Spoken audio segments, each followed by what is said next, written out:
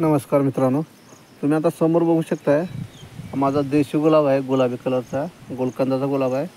आणि बघू शकता तुम्ही आता हा जुलै महिना चालू आहे आणि कळ्याने किती भरलाय बघू शकता. ह्याचं कारण काय आहे ते पण मी तुम्हाला सांगणार आहे व्हिडिओमध्ये. बघू शकता मित्रांनो, आधी कळ्या किती आलेल्या आहेत हे बघू शकता. बघू शकता किती कळ्या आलेल्या आहेत. बघा मित्रांनो, कळ्यानं किती भरलेलं आहे. आणि हे बघू शकता, तुम्हाला वाटेल असं हे एकच फांदी आहे. हे बघू शकता एकच फांदी आहे आणि एकाच फांदीला किती कळ्या आलेल्या आहेत बघू शकता मित्रांनो. बघा किती कळ्या आलेल्या आहेत. जवळजवळ 50-60 कळ्या आहेत एका ठिकाणी. आणि इकडं पण बघू शकता, हे बघू शकता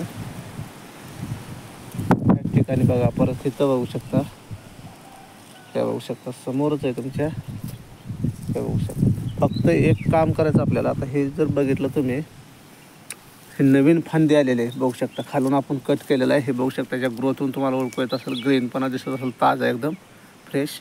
आणि ह्या फांदीला बघा फरक आहे. ह्या फांदीला फरक आहे आणि ह्या फांदीला फरक आहे. ह्याला मी कट केलेलं होतं, जवळजवळ 2-2.5 महिने झाले त्याला कट करून. त्यानंतर ह्या बघू शकता, आता इथून एक पत्ता काढतो. ही जी फांदी आहे हे बघू शकता बुडातून आलेले आणि हे असे सरळ वर हे बघू शकता. आता ह्याला पण कळ्या बघू तुम्ही बघू शकता, किती कळ्या आलेल्या आहेत बघू शकता.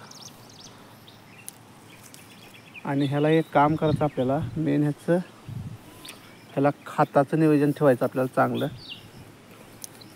जेवढे गावरान खतं टाकताल तुम्ही ऑर्गॅनिक, तेवढा तुम्हाला रिझल्ट असा चांगला मिळेल.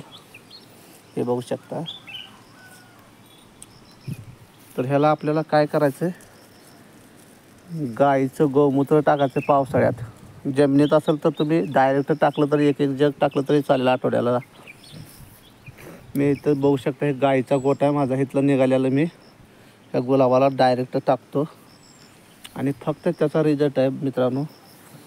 आणि पाऊस उगवल्यानंतर ह्याला मी थोडंसं गांडूळ खत, परत आपलं शेणखत वगैरे देतो.